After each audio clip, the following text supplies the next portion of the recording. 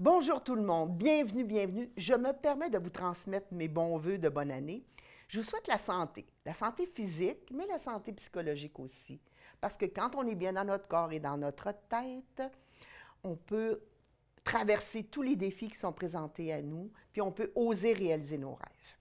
Aujourd'hui, à l'émission, je regardais les invités, puis je me disais, hey, qu'est-ce qui nous tient à cœur dans notre vie professionnelle, dans notre vie personnelle, dans notre vie scolaire? C'est ça qu'on va voir et partager ensemble aujourd'hui à l'émission.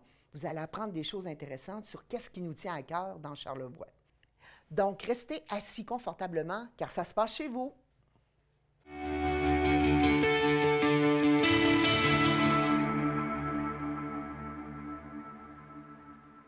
Bonjour tout le monde. Nous accueillons Jean-Louis Mandeville, donc, qui vient nous parler des rendez-vous en gestion de ressources humaines. Jean-Louis, j'ai une question qui me trottait dans la tête quand j'ai préparé l'entrevue. Ah oui? Mais qu'est-ce qui nous tient à cœur quand on organise un colloque? Ça fait au moins plus de 15 ans que ça existe.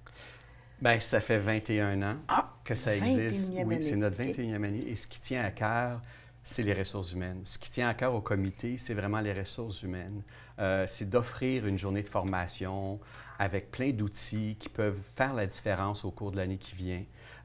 C'est un comité qui est formé de différentes personnes, que ce soit l'UQAC, les MRC. Oui, vous avez un comité, j'ai regardé ça quand même, il y a au moins une dizaine, 10-12 personnes, oui, 10-12 personnes. De différents milieux. Ah, ça vient de tous les milieux. Bien, ici, formation continue, on a des gens de la commission scolaire, on a des gens qui représentent la région. Puis on s'est doté aussi il y a quelques années de comités consultatifs qui viennent des fois mettre l'épaule à la roue. Alors, on s'assure que ce qu'on dépose comme programmation lors du RVGRH, ça soit des outils, des conférences, des ateliers qui sont pertinentes, qui sont à jour, qui sont formateurs, puis qui vont donner quelque chose de plus dans le coffre à outils des gestionnaires et des chefs d'entreprise. Qu'est-ce qui intéresse les gestionnaires, les dirigeants, les chefs d'entreprise, les superviseurs en 2023? Vous avez choisi quel thème? Est-ce qu'il y a un thème en particulier dans votre colloque? Oui, c'est 2035, développement durable des RH. OK. C'est quelque chose qu'on met de l'avant, c'est quelque chose qui est dans l'air, qui se travaille beaucoup en parallèle. Puis là, cette année, on le met de l'avant parce que le développement durable des RH, c'est pas du développement durable, on composte rien, là, mais c'est vraiment du développement durable, comment on s'assure que les employés, le bien-être de l'entreprise, le bien-être des employés, comment on fait qu'une rétention soit saine, comment on met des outils de durabilité, des cadres de durabilité. Alors, c'est tout ça qui est mis de l'avant lors de la programmation et c'est un peu ce qu'on a comme concocté, le comité conférence du RVGRH a concocté à aller chercher vraiment des conférenciers qui vont travailler à donner aux gestionnaires des outils, des bons outils. Parce que le défi, c'est vrai, tu as raison. Moi, ça fait plus de 25 ans que je suis en gestion stratégique, en gestion de ressources humaines. Et je trouve que les défis des dernières années, c'est la rétention. Comment on réussit à aller chercher la loyauté puis que la personne a le goût de rester chez nous. Il faut qu'on s'ouvre, il faut qu'on fasse une place vraiment encore plus grande à l'unicité de la personne, les gens de différents âges qui ont des valeurs différentes. Donc, c'est apprendre à gérer, à déléguer tout à fait autrement. Là. Oui, tout à fait. Bien, à vrai dire, on est dans une nouvelle ère. Je pense que tout le monde en est conscient. On est ailleurs. L'effet post-pandémie a fait réaliser qu'on était rendu dans un autre univers. Et c'est pour ça qu'on a mis l'objectif 2035 pour dire, regardez, il faut se projeter dans le temps. On ne réglera pas les problèmes à l'intérieur de 6 mois, 1 an, 2 ans. C'est quelque chose qui est à long terme. Et c'est vraiment là-dessus où on veut tabler. Et c'est pour ça qu'on part la conférence avec Caroline Ouzio. Caroline Ouzio, qui est un professeur de l'Université du Québec, de l'Université Laval, pardon.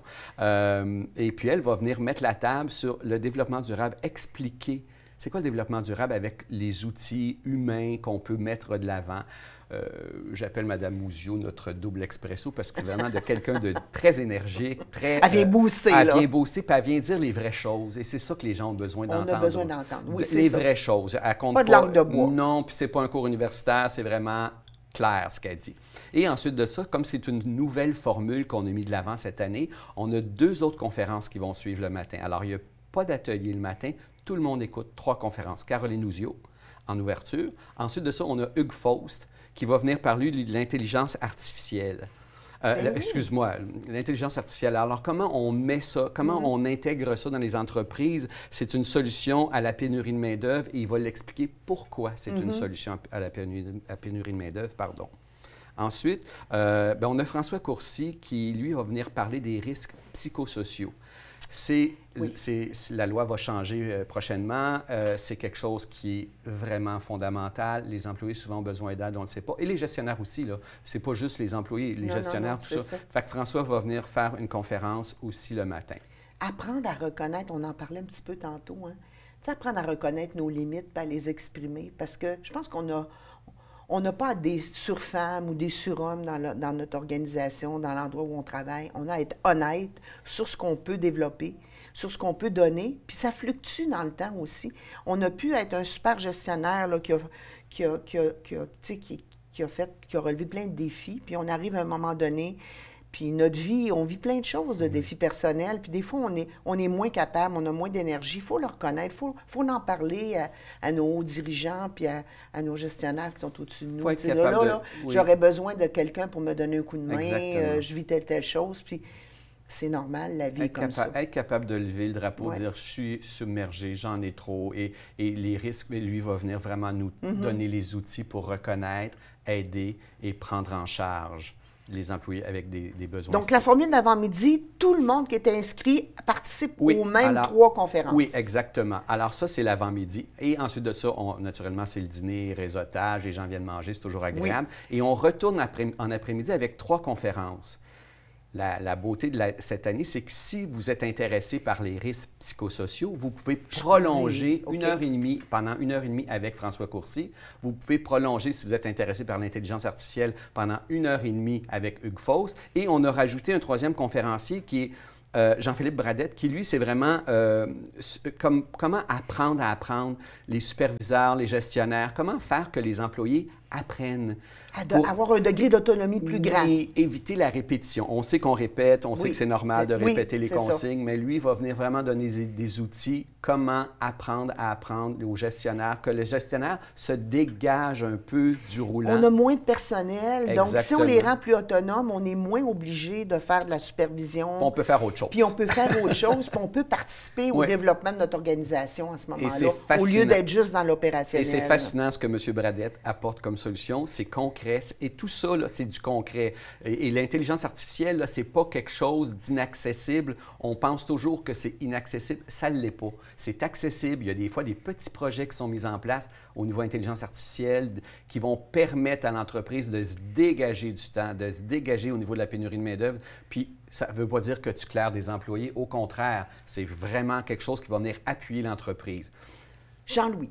Oui. Pour organiser une super journée comme ça, à un prix abordable, on va en parler, ça prend des partenaires, parce qu'on ne peut pas réussir avec succès à présenter quelque chose de super intéressant si on n'a pas des partenaires pour nous soutenir. Là. Non, des fidèles partenaires, je dois dire. Et je dois vous dire que Service Québec, qui est le présentateur de l'événement, Desjardins en invitation, et ensuite de ça, on a Fairmount, Océan, Simard Suspension, Résolu et LSM, et la microbrasserie qui est là depuis c'est important de les nommer parce que moi, je sais, j'organise aussi des activités dans le cadre de mon volet bénévolat dans ma communauté. Puis si on n'a pas ces partenaires-là, souvent, on n'est pas capable de déployer quelque chose de plus extraordinaire, puis qui correspond aussi aux besoins ou aux demandes que les gens s'attendent. Donc, c'est important de les mettre en valeur. Oui, puis on a nos partenaires médias toujours avec nous, que ce soit CIHO, que ce soit le Charlevoisien et moncharlevoix.net. Et aussi, je veux juste spécifier,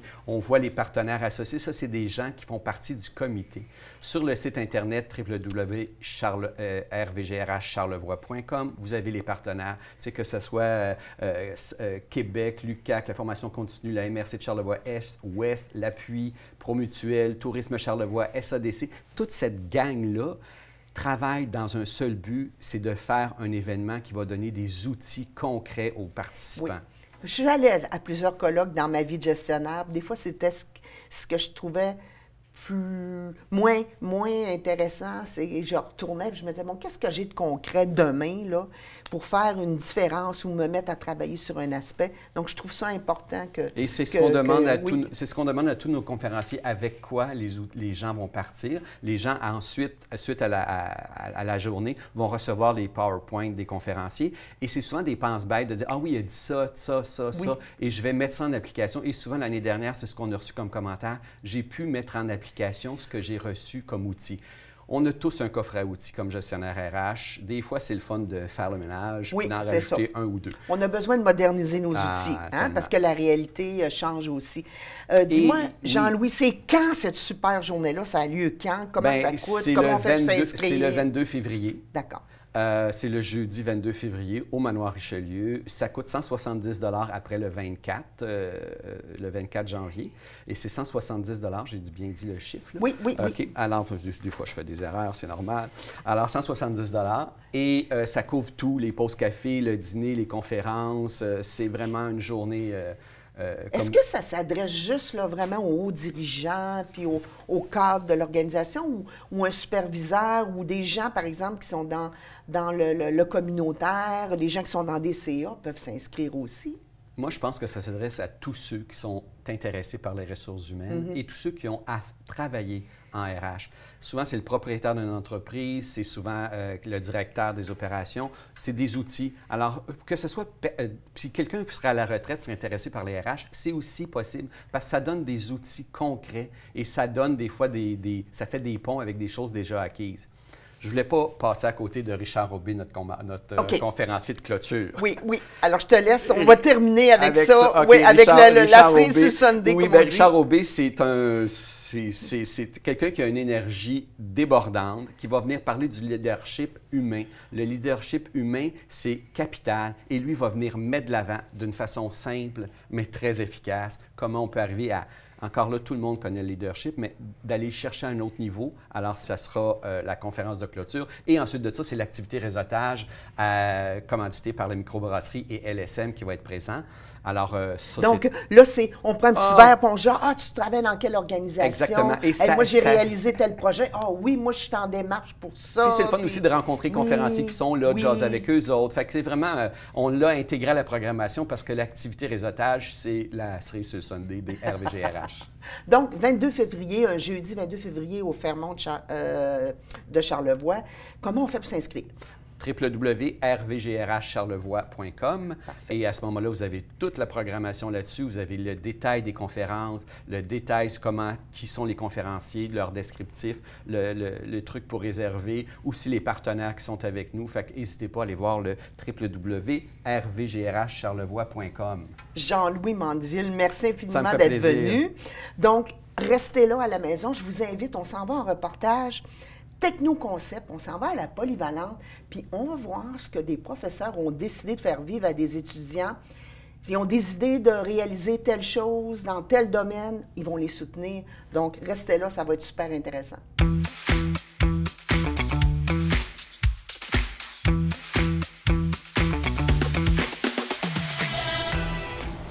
Bon, et moi, là, je suis vraiment contente d'être de retour dans ma polyvalente.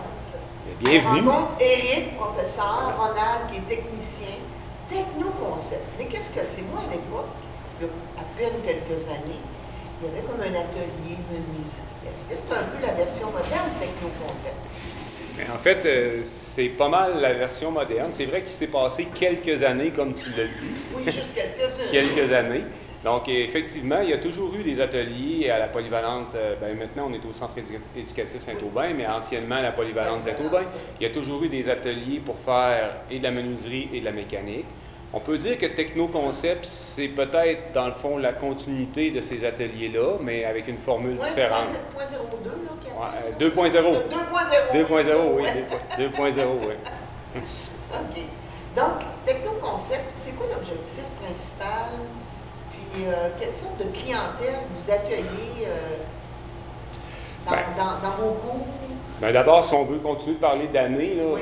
Donc je ne veux pas nécessairement mettre l'accent sur le fait que ça fait bien des années que ça a changé depuis ton passage, mais ça fait 25 ans que ça existe, Technoconcept, au moins. puis c'est une entreprise étudiante qui est associée à un groupe qui s'appelle Unité de rattrapage, qui est né en même temps que Technoconcept. Donc, c'est né peut-être justement du vide qui avait été laissé, du fait qu'il n'y avait plus d'atelier, une clientèle qui a besoin de travailler plus manuellement à travers les programmes scolaires. Donc, on a eu besoin de créer une structure. En fait, là, il y a des enseignants qui se sont rassemblés pour créer une structure qui répondait aux besoins de certains jeunes qui avaient des enjeux au niveau de la persévérance scolaire, puis qui avaient besoin d'expérimenter, dans le fond, des éléments qu'ils retrouvent sur le marché du travail, donc du travail plus manuel, puis ça dure depuis 25 ans maintenant. Donc, c'est ça, Technoconcept. C'est une petite entreprise étudiante à l'intérieur du Centre éducatif Saint-Aubin. Là, on va voir au cours du reportage toutes les belles réussites que les étudiants font avec les demandes qui sont, comme m'expliquait plus tôt Ronald, qui est technicien. J'aimerais ça, Ronald, que tu nous fasses un petit topo parce qu'on va voir différentes choses. Tu m'as parlé de sublimation tantôt, je me suis dit c'est presque spirituel là, comme processus. Donc, il y a différentes choses que les jeunes peuvent apprendre et peuvent découvrir leur talent. Puis, c'est des amener, j'imagine, après à faire des choix dans une phase 2. J'aimerais ajouter que l'entreprise étudiante est d'abord un outil un outil de motivation. On n'est pas là pour les former dans tel ou tel type de métier. C'est faire expérimenter quelque chose. Exactement. Réussir. Exactement. Voir leur produit fini. Oui, puis ce qui est particulier peut-être à l'entreprise étudiante ici, c'est que on s'est développé une structure avec le temps qui est quand même assez solide. Je dirais qu'il est presque, selon mes petites connaissances personnelles, presque unique au Québec. Là. Il n'y a pas beaucoup d'écoles secondaires qui sont capables de se vanter d'être équipées comme nous et d'avoir cette structure-là. Oui, parce que vous êtes assez bien équipés. Tu vas nous parler un petit peu de qu'est-ce qu'ils peuvent toucher. Ici, ils touchent à haut. Puis, juste avant de tomber dans le côté technique, j'aimerais dire aussi que ce que j'aime aussi, c'est le support qu'on a ici dans l'école, le support par rapport à la direction. Pour nous autres, c'est super important. C'est un projet école, dans le fond. C'est un projet école. Là, nous, il faut que la direction embarque. On est une petite équipe. On est une petite équipe à travailler pour les jeunes, mais c'est un projet école pour répondre aux besoins de ces jeunes-là. Donc, c'est les collègues de partout dans l'école, c'est la direction, c'est tout le monde. Dans le fond, on est bien fiers d'avoir ce programme-là au sein du Centre éducatif Saint-Aubin, mais c'est un projet école. Puis j'aime beaucoup le terme que j'ai entendu souvent ici, c'est presque une école dans une école. Ici, par rapport aux différents travaux qu'on réalise, je dirais qu'en partant, on travaille surtout intrascolaire. On travaille pour d'autres commissions scolaires aussi, organismes à but non lucratif, ces choses-là. Ils vont toucher vraiment à tout. Puis heureusement, on a de l'équipement qui est quand même sophistiqué. On a graveuse au laser, découpeuse, machine à commande numérique et imprimante ultra spécialisée. Honnêtement, on fait des petits miracles ici. On voit aussi que vous êtes capable de faire des impressions. Je vais sortir le mot, là, sublimation que tu m'as sorti.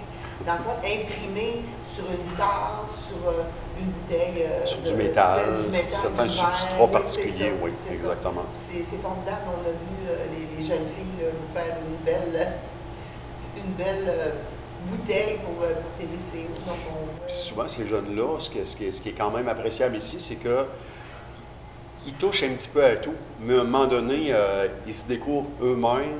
Alors, ils découvrent un petit peu, ça, j'aime mieux ça j'aime mieux ça. Ça, c'est un bon cheminement de découverte personnelle. Et je pense, Éric, que l'objectif aussi, c'est que comme ils peuvent aller explorer, bien accompagnés par vous deux et peut-être d'autres personnes, ça peut les amener à faire un choix de carrière plus intéressant. C'est parti. Moi, c'est le design sur ordinateur, c'est de faire de la création parce qu'ils vont y toucher un petit peu. Il y en a que ça va être la machinerie, il y en a que ça va être les trucs plus techno, d'impression. Donc, ça les amène à un choix de carrière. Ils doivent être suivis par... C'est ça. C'est une partie intégrante du programme d'unité de rattrapage. Donc, les jeunes ont des périodes d'exploration professionnelle à travers la plateforme d'apprentissage qui est la compagnie étudiante, l'entreprise étudiante, ils explorent différentes facettes, mais aussi ils sont accompagnés par la conseillère en orientation pour faire leur choix, essayer de trouver dans quoi ils pourraient aller étudier à la sortie de leur programme en unité de rattrapage. Donc, c'est ceux qui sont accompagnés là-dedans et c'est le but. Les élèves vont sortir une fois par cycle de 9 jours en plein air pour faire des activités.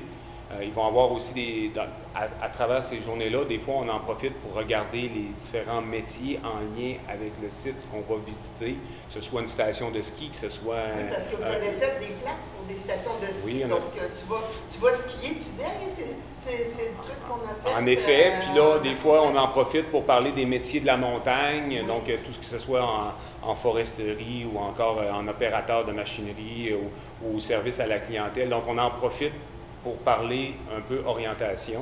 Donc oui, c'est partie intégrante du programme et c'est un des buts, c'est de leur faire, de trouver dans quoi ils ont le goût d'aller plus tard. Puis nos jeunes le profil de sortie, c'est souvent d'aller chercher leur préalable pour accéder à la formation professionnelle. Donc des fois, c'est d'aller compléter leur français, maths, anglais de secondaire 4. Des fois, ça prend du 3, ça dépend. On a certains de nos élèves aussi qui vont compléter leur diplôme d'études secondaires, donc après ça, ils vont se destiner plus pour le collégial. Mais la grosse majorité de nos élèves, c'est des élèves qui s'en vont vers la FP, la formation professionnelle. Dis-moi, Yannick, avez-vous de la misère à recruter des jeunes pour être dans votre service, pour être dans votre entreprise de l'école dans l'école? En fait, de ce côté-là, ça va bien. On peut même dire qu'on a une liste d'attente. Donc, ce qu'il y a de particulier avec l'unité de rattrapage, c'est que le jeune, il choisit de venir en unité de rattrapage. Donc, il y a un processus de sélection. Encore une fois, il est accompagné là-dedans par la conseillère en orientation. Il doit passer une entrevue aussi. Donc, une entrevue avec la direction, avec l'enseignant responsable, voir un peu justement là, en quoi UR peut être utile pour lui pour terminer son parcours, puis s'engager aussi vers la réussite de ses objectifs. Donc, c'est un petit peu particulier pour ça, mais il y a des jeunes qui attendent leur place pour rentrer en UR. Tu me disais aussi que présentement, là, dans les années qu'on vit, l'été, ces jeunes-là peuvent se trouver facilement du travail dans certaines entreprises ici. C'est sûr que le marché du travail, présentement, il est particulier. En effet, les jeunes ont accès à plusieurs métiers, plusieurs beaux métiers, donc des emplois d'été qui se rapprochent de ce qu'ils veulent faire plus tard. Donc, nous, l'objectif, c'est de dire, bien, prends ces expériences-là, mais viens quand même terminer tes matières à l'école et va te chercher une formation quand même dans ton domaine pour avoir plus d'autonomie, plus de liberté après ça, parce qu'on ne sait pas qu'est-ce qui peut arriver. Si des fois, on veut avancer dans un corps de métier, puis ça prend des cours. Là, présentement, le marché du travail il est très ouvert, hein, mais c'est une situation qui peut peut-être changer aussi. Donc, nous, en même temps qu'on a des jeunes qui ont ces années-ci, qui ont des bonnes expériences de travaux manuels, tout ça, puis qui occupent des emplois, là, comme je disais, très près de ce qu'ils veulent faire plus tard, bien, il faut quand même les garder avec nous, puis s'assurer qu'ils vont chercher une formation là, pour pas qu'ils lâchent l'école. Madame, on parlait aussi, tu sais, il y en a qui découvrent qu'ils peuvent peut-être être des entrepreneurs. Hein, pour être un entrepreneur, il faut quand même que tu développes des compétences, des habiletés diverses. C'est une possibilité. J'aimerais rajouter, Éric l'a vécu aussi. J'ai arrêté de compter le nombre d'étudiants que je vois maintenant qui sont rendus plus vieux, qui sont souvent en entreprise. Il y en a qui ont parti leur entreprise puis qui me disent, honnêtement, là, je l'ai entendu souvent, c'est grâce à l'unité de rattrapage que j'ai réussi à passer au travail. Les cheminements particuliers, le support des profs qu'il y a ici, oui, absolument.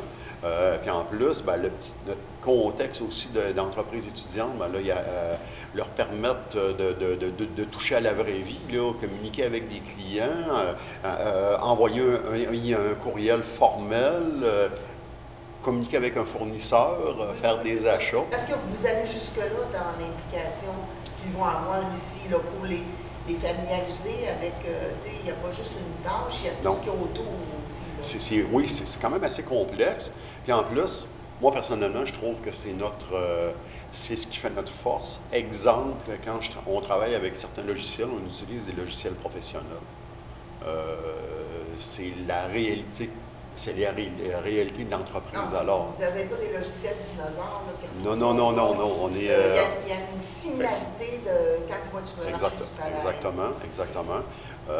Puis en plus, on leur demande un peu les mêmes efforts, la précision, ponctualité, propreté, respecter les règles de sécurité. C'est sûr que quand on disait que l'entreprise étudiante, c'est une plateforme d'apprentissage, c'est ça aussi, c'est les habiletés qu'on veut avoir, justement, qu'on veut développer. C'est dans le savoir-faire, le savoir-être. Exact. Le savoir-vivre avec les autres aussi. C'est ça. Donc, propreté du plan de travail, planification, dans le fond, des compétences qui se transfèrent, là, peu importe ce qu'on a à réaliser. Donc, c'est ça. Donc, on essaie d'impliquer au maximum les élèves, même dans des tâches administratives. C'est sûr que pour Ronald et moi, il faut toujours être pas loin, là, superviser, tout ça, mais les jeunes sont capables de faire des bons bouts. Bien, Éric, Ronald, merci. Je suis heureuse de voir qu'on peut être un jeune qui est différent, puis trouver sa place à l'école, malgré que peut-être le système tel qu'il est, des fois on sort, on a de la difficulté. Il y a toujours une place pour laquelle on peut se retrouver, découvrir qui on est. Puis je pense que vous faites partie du succès de bien des gens, une différence dans leur parcours, parce qu'on sait que parfois, ça fait une grosse différence pour les jeunes. Merci. Merci à toi, merci à TVCO de vous être déplacé pour venir voir ce que les élèves réalisent à l'école. Merci. Longue vie à Technoconcept. Longue vie Technoconcept. Et pour finir, on est dans un milieu exceptionnel. On est chanceux d'avoir ça ici. Soyons dans la gratitude, n'est-ce pas?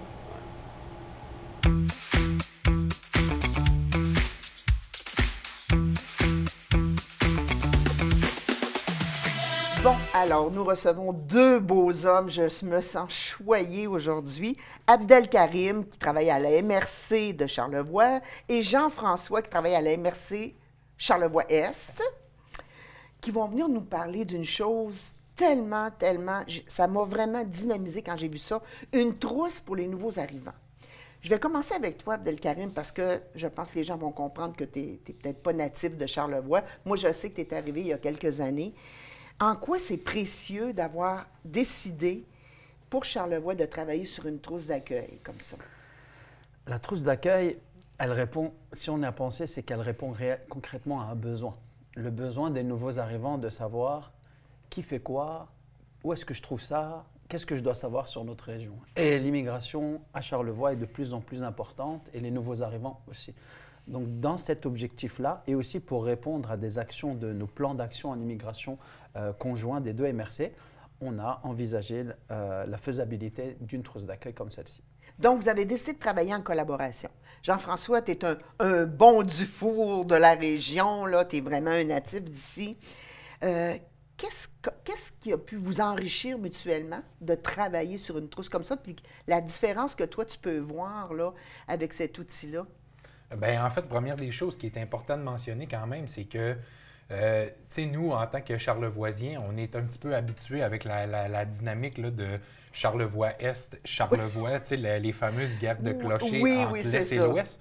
Mais pour les gens, les nouveaux arrivants qui arrivent et qui décident de s'établir ici dans la région, tu sais, Charlevoix, c'est une seule et même région, une seule et même belle région, on va quand même se le dire. Oui. Fait que je pense que déjà, comme Abdelkarim le mentionnait tout à l'heure, là, déjà que les deux MRC travaillent en collaboration sur cet outil-là, je pense que c'était quand même déjà un beau point de départ. On a aussi le CIUS et le SANA là, qui se sont joints là, à l'initiative, exactement. Puis, comme Abdelkarim le disait, tu sais, ne serait-ce que s'orienter quand on arrive dans un nouveau milieu de vie, tu sais, savoir où est-ce qu'il faut que j'aille pour recevoir des soins de santé, quel organisme peut m'aider dans tout mon processus d'installation. Mais je pense que en gros, l'exercice qu'on a fait, c'est de regrouper l'information au même endroit. J'imagine que vous avez dû aussi avoir à l'esprit de couvrir... Tu sais, un nouvel arrivant, ça peut être un Québécois qui travaillait dans une autre région, qui vient dans Charlevoix. Il sait qu'on a des saisons. Peut-être que quelqu'un comme toi, qui commence des démarches dans son pays où il vit, puis qui décide, moi, j'aurais le goût de venir au Québec, bon, dans quelle région, puis qui fait des recherches, il faut couvrir aussi cette réalité-là. Parce que c'est deux choses. C'est des nouveaux arrivants, mais qui n'ont pas tout à fait le même profil. C'est sûr, mais comme on a décidé, les deux MRC ont quand même décidé de prendre le choix que leur plan d'action couvre de manière générale et que c'est un plan d'action qui concerne les nouveaux arrivants et pas seulement les personnes immigrantes. Pourquoi les nouveaux arrivants? Parce qu'on s'est rendu compte que la réalité de l'humain qui se trouve derrière ces nouveaux arrivants, derrière ces immigrants, ben, elle est la même. Qu'ils viennent finalement de Casablanca, de Nador au Maroc ou de Paris en France, eh ben, la réalité, elle est la même. Si on arrive dans un nouvel environnement, qu'est-ce qu'on doit savoir? On doit connaître les numéros d'urgence, on doit savoir où pouvoir se rendre, où faire l'épicerie, se créer un cercle d'amis, avoir un travail et des amis. Donc cette réalité, elle concerne tout le monde finalement. Donc le nouvel arrivant, c'est de manière générale. Mais qu'on arrive finalement de Montréal ou d'ailleurs, la réalité est la même. C'est de savoir comment, je n'ai pas de véhicule, comment est-ce que je me déplace d'un point A à un point B. Comment je vais de l'ouest à l'est. Donc ça, c'est des sujets qui sont là-dedans. Où se trouvent les différents centres communautaires? Ben, c'est des choses qu'on va pouvoir trouver dans la trousse d'accueil. Qu'est-ce que vous avez décidé de couvrir? Parce que je sais, tantôt, vous m'avez parlé un petit peu du comité. Justement, on a parlé, vous êtes allé chercher des nouveaux arrivants qui se sont joints à vous pour vous aider. Qu'est-ce que vous avez décidé de couvrir dans cette trousse-là, Jean-François? L'idée, je pense, c'était vraiment de donner les outils là, aux nouveaux arrivants pour s'orienter dans la première année, disons ça comme ça. Donc, si on va là, tout juste au début ici, on voit il y a quand même les étapes à ne pas oublier lors des premiers jours en sol canadien. Donc, tu sais, tout ce qui est les procédures administratives, l'obtention du numéro d'assurance sociale, de la RAMQ, etc. Mais on ne voulait pas non plus se limiter à ça, aux étapes qui sont importantes dans les premiers jours, les premières semaines. Notre idée, c'était de donner peut-être plus un regard général sur la région.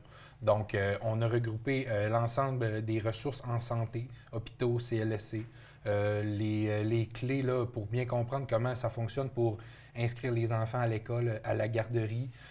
On a glissé un mot aussi sur les différentes saisons ici au Québec. Les 4 saisons avec qu'est-ce qui les caractérise. Oui, c'est ça. Fait que notre idée était vraiment de donner un regard d'ensemble, puis tu sais, de pouvoir accompagner les nouveaux arrivants qui viennent s'établir ici dans leur première année, disons, d'établissement dans Charlevoix. Abdelkarim, dis-moi, quand toi, tu es arrivé, est-ce que tu as eu accès à quelque chose comme ça, d'aussi aidant, on va dire? Parce que j'imagine, j'ai pas vécu, je sais pas si je pourrais dire ça comme ça, mais tu sais, on se déracine, là, dans ton cas à toi, dans le fond, puis on vient s'enraciner dans un autre pays, dans une région. On a besoin d'être rassuré. Il me semble que votre trousse permet, en tout cas, je pense, à des gens d'être plus rassurés sur quand je vais arriver, puis à quoi je m'attends. C'est ce que cette trousse, elle dit en premier lieu à une personne qui est nouvellement arrivée sur le territoire. La première chose, quand elle la voit, en tout cas, c'est la sensation que j'ai eue, moi, quand on a fait cette trousse. Pour ça, on était vraiment très fiers de pouvoir la faire. C'est quand on la donne à une nouvelle personne, avant même qu'il l'ouvre, avant même qu'il regarde, il se dit que dans ce territoire-là, ils ont un volet dans lequel ils s'intéressent aux nouveaux arrivants. Oui. Rien que ça, ça le met déjà dans une situation de sécurité, sérénité. Il se dit, là, ici, je ne suis pas arrivé dans un endroit où on ne sait pas qui je suis. Donc, juste, on a encore qu'on va me laisser à moi-même, puis là, que je ne saurais pas où me tourner, puis je ne saurais pas quoi faire. Donc, juste, il n'a pas encore ouvert le document. Hein. Donc là, juste le fait qu'on puisse lui remettre une trousse d'accueil qui est destinée, il se dit, il y a des gens qui ont travaillé pour que moi, je puisse avoir cet outil en main pour que je puisse m'intégrer, m'enraciner dans cette région. Donc à ce moment-là, qu'il n'a pas encore ouvert le document, il y a déjà ce sentiment. Donc une fois qu'il va l'ouvrir, on a travaillé vraiment pour que c'est un document vraiment challheureux, avec de belles couleurs qui oui, puis on voit que c'est la famille, on accueille tout le monde. Là. Ouais, c'est ça. Au Québec, on émigre, on ne vient pas ici pour 2 semaines. Non. On vient avec notre famille, on vient avec notre culture, notre vie, notre histoire, notre baluchon, comme tu l'avais dit dans un entretien. Donc c'est ça que cette trousse d'accueil, elle véhicule. Donc, en effet, il y a plusieurs sujets qui sont traités à l'intérieur. Elle a été travaillée de sorte à ce que n'importe qui peut l'avoir entre les mains puisse se dire que c'est un outil facile à consulter, mais aussi qui est clair. Et l'important, c'est que cet outil-là est amené à évoluer. Donc, on vise plus à un outil numérique qu'un outil papier. parce qu'on est quand même à une époque où le numérique prend beaucoup de place et qu'on veut de moins en moins de documents papier. Et aussi parce qu'ici, on parle quand même d'un sujet en lien avec l'immigration, donc avec des ministères, donc des paliers de gouvernement différents qui sont amenés à modifier certaines choses. Donc nous aussi, on doit être capable de pouvoir modifier cette trousse rapidement. Surtout qu'on cite par exemple les différents centres communautaires ou les différents organismes qui peuvent aider les personnes nouvellement arrivées sur le territoire. Donc on peut en avoir, on l'espère, qui vont augmenter, d'autres organismes qui vont voir le jour. Donc on va pouvoir les rajouter au fur et à mesure dans la trousse. Dis-moi, est-ce que ce document-là, on parlait justement de numérique, parce que bon, vous êtes des jeunes hommes, pour moi, on n'est pas dans la même génération, donc moi j'ai eu à m'acclimater à ça. Mais tu sais, c'est le fun que ça soit facilement accessible par le web, parce que quand on part du pays, ton pays d'origine ou non, là, je pense que toi, tu étais en France quand tu as pris la franco-marocain, bon, le dernier d'accord. pays, c'était la France. Alors, tu sais, tu peux consulter ça déjà à distance, tu peux regarder qu'est-ce qu'il y a, tu peux dire, « Hey, wow, dans cette région-là, comme tu dis, ben ils se sont dit, nous autres, on veut que les gens sachent qu'on est prêt à les accueillir, qu'on est heureux de les accueillir, qu'on va vous faciliter l'accessibilité à l'information pour que ça soit plus simple ou qu'il y ait une forme de facilitateur, finalement, pour vous intégrer dans la région. » Donc, comment on peut avoir accès à ce document-là? Où on va exactement? Sur le site de la MRC? Oui, vous allez le trouver sur le site de nos MRC respectives, mais aussi sur le site des collaborateurs et des partenaires comme le SUS, le SANA. Mais je pense que dans un futur très proche, on va pouvoir le retrouver dans des organismes tels que, par exemple, le Centre des femmes de Charlevoix. Ça peut être aussi dans toutes les municipalités. Oui, c'est ça. Dans toutes les municipalités. Donc, c'est un outil qu'on va retrouver en ligne, je pense, assez facilement. Mais sur papier aussi, on va pouvoir le retrouver chez les partenaires comme au CLSC, au SANA ou dans les kiosques des municipalités pour que quand il y a un nouvel arrivant, un nouveau résident, on puisse leur dire assez rapidement, parce qu'en fonction des générations, comme vous le dites, il y a encore des personnes qui ont besoin d'avoir encore du papier. Donc c'est pour ça qu'on s'est quand même dit qu'on va quand même fournir ce document-là de manière palpable pour que les gens puissent le feuilleter, peut-être se mettre des notes et ainsi de suite. C'est ça. Et puis aussi, on parlait tout tantôt, tu sais, une période d'intégration, ça ne se fait pas sur quelques semaines. Hein? Ça se fait sur... Donc, je pense que vous avez aussi prévu que l'information soit très généreuse pour que les personnes puissent, sur plusieurs mois, puis même quelques années, puissent avoir comme référence. Hein? C'est sûr qu'on a visé loin. Avec la déclaration de revenus, on s'attend à ce que les gens puissent rester là un bon bout de temps. C'est l'objectif. Le MIFI, le ministère de l'Intégration, de la francisation et de l'immigration, pour les MIFI, pour les intimes, quand elle fait des programmes, c'est minimum sur 2-3 ans pour les personnes immigrantes. Donc il y a un intérêt, quand ils arrivent dans Charlevoix, de connaître un certain nombre de processus. La déclaration de revenus en fait partie. Donc c'est sûr qu'on a vu large, comme il a dit tantôt Jean-François, ça couvre au moins ce qu'une personne immigrante doit connaître dans l'année en cours de son installation ici. Parfait. Dites-moi, est-ce qu'elle est officiellement disponible sur les sites de la MRC des deux Charlevoix? Bien, la réponse officielle serait le lancement a eu lieu la semaine dernière. Donc, tu sais, le temps là, que tout le monde se coordonne puis que l'outil soit vraiment visible là, sur les différents sites, ça va peut-être prendre encore quelques jours, disons quelques semaines. Mais officiellement, oui, l'outil est lancé. Les différentes organisations, les personnes peuvent s'en servir. Le volet impression là, s'en vient dans les prochains jours, prochaines semaines aussi. Fait que officiellement, là, on a la version finale entre les mains. L'outil est disponible, mais il va rester encore peut-être un petit aspect de coordination à faire, si je pourrais dire. Écoute, il est en français, bien entendu, mais on sait qu'on accueille des immigrants parfois qui ne sont pas parfaitement bilingues. Est-ce que pour eux, il peut y avoir un accompagnement quelconque avec des gens... je sais que Abdelkarim, tu t'es beaucoup impliqué là, pour qu'il y ait un lieu de rassemblement et d'entraide entre les propres immigrants. Puis moi, écoute, j'ai vécu en Ontario 2 ans. Je parlais pas très bien anglais. J'étais allée pour perfectionner mon anglais. Puis c'est comme naturel. On entend parler français, donc on va essayer de se soutenir entre nous. Mais pour s'intégrer, ça prend 2 choses. Il faut que la personne se responsabilise dans ce qu'elle a de besoin puis qu'elle l'exprime, puis qu'il y ait des documents ou des gens disponibles. Donc, est-ce qu'il y a un lieu où les gens peuvent... moi, je ne sais pas si je sais qu'il y a eu un nouvel immigrant qui est arrivé il y a peut-être 1 an, mais qui a encore des difficultés. Qu'est-ce que je lui conseille? D'aller vous voir? Ce que je vais vous dire, dans un premier temps, nous, quand la trousse d'accueil, on l'a montée, on a pensé aussi à un certain nombre d'images, d'émoticônes qui parlent à tout le monde, qui sont universels. Oui, j'ai vu que tu feuilletais, puis il est très dynamique. C'est très universel. Donc, quand on parle d'argent, ben, il y a de l'argent. Quand on parle de santé, on a les logos. Donc, on sait, même une personne qui est non francophone, elle peut comprendre à travers les images qu'on parle de médecins, qu'on parle de francisation, qu'on parle de météo, par exemple. On parle de neige ici. Donc, ça, 2 pieds, 2 mètres, 3 mètres. Hein? Donc, il y avait un intérêt à ce qu'elle soit très communicative à travers les images. Ça, c'est un premier fait. Le deuxième fait, en tant que MRC, on a cette responsabilité de responsabiliser les nouveaux arrivants.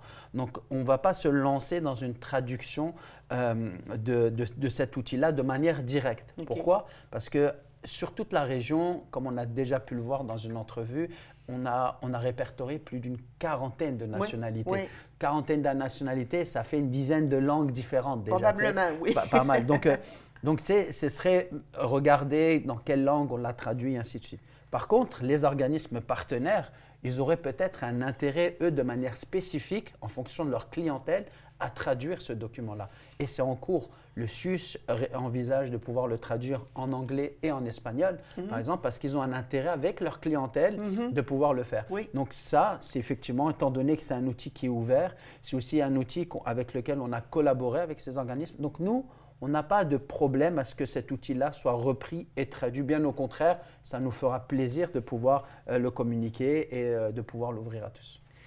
Abdelkarim, Jean-François, merci d'être venu. Je pense que c'est très rassurant pour les gens qui viennent de d'autres régions ou de d'autres pays de savoir que nous, dans Charlevoix, on est prêts à vous accueillir. Merci infiniment, messieurs. C'est nous qui te remercions. Alors, je vous dis, vous avez vu l'émission, hein, c'était « Qu'est-ce qui nous tient à cœur ?» Bien, dans Charlevoix, il y a bien des choses qui nous tiennent à cœur. Puis je vous dis à bientôt.